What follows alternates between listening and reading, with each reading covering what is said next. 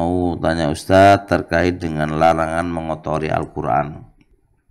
Bagaimana jika menandai hafalan yang salah pada Al-Quran tapi menggunakan pensil, jadi bisa dihapus atau dibersihkan lagi agar memudahkan anak-anak dalam murojaah sehingga kesalahan tidak terulang-ulang. Memang di dalam kitab Adab Hamalatil Quran lil Imam Nawawi rahimallahu taala, di antara adabnya Al-Quran tidak boleh dikotori dengan apapun. Itu, dan alasannya Imam Nawawi itu dalam rangka ta'zimul Quran, pengagungan kepada Al-Quran. Nah, apapun bentuknya, walaupun walau dengan pensil atau dengan apa untuk alasan memudahkan atau murojaah anak-anak atau apa, hukum asal adalah tidak dianjurkan. Itu hukum asal. Jadi mengotori apapun bentuknya dengan mengotori apapun bentuknya, ya, itu hukum asalnya tidak dianjurkan. Dan larangan ini nggak sampai hukumnya haram ya, kecuali kalau dia niatnya menjelek-jelekan Al-Quran, maka itu hukumnya haram. Tapi kalau sekedar tidak berniat kayak gitu, itu hukumnya makruh. Ingat ya, hukumnya makruh. Tapi kalau memang dibutuhkan banget, itu kan makruh, dalam kaidah fikihnya kan makruh boleh dilanggar kalau itu dibutuhkan.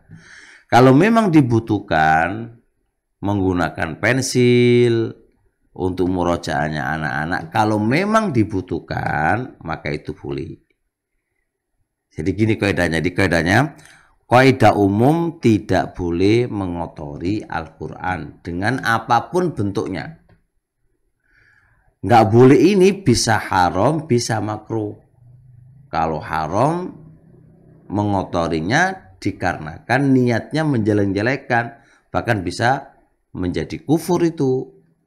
Tapi yang kedua, kalau memang tidak ada niatan begitu, tapi mengotori gitu aja, ya kan, mengotori begitu aja, maka itu hukumnya makruh. Alasannya apa dilarang? Itu nggak ada ta'zim. Wa may yu'allim sya'airallahi fa innaha min taqwal qulub. Siapa yang mengagungkan syiar-syiarnya Allah, maka termasuk bagian dari ketakwaan hati. Berarti termasuk takwanya kita kepada Allah, hendaknya kita hormati, agungkan syiar-syiar Allah. Dan syiar yang paling terbesar adalah Al-Quran. Nah, tapi kalau itu hukumnya makruh, kaidah fikihnya makruh itu boleh dilakukan kalau itu dibutuhkan. Dalilnya apa? Lihat dalilnya. Gerakan di dalam sholat itu hukum paling akal, paling minimal itu adalah makruh. Gerakan yang di luar sholat dilakukan di dalam sholat itu alal akal, itu hukumnya makruh. Tapi ini pernah dilakukan oleh Nabi alaihi salatu wasallam ketika menggendong Hasan, Husain dan seterusnya, karena Nabi melakukannya. Masa Nabi melakukan perkara haram? Nggak mungkin lah. Nabi melakukan perkara makruh, tapi Nabi lakukan karena apa? Dibutuhkan. Menggendong itu dibutuhkan oleh beliaunya. Maka berarti perbuatan Nabi ini dijadikan dasar perkara makruh boleh dilakukan kalau itu dibutuhkan. Nah, tidak bolehnya mengotori Al-Quran dengan tanpa niatan menjelek-jelekan tadi, hukumnya makruh.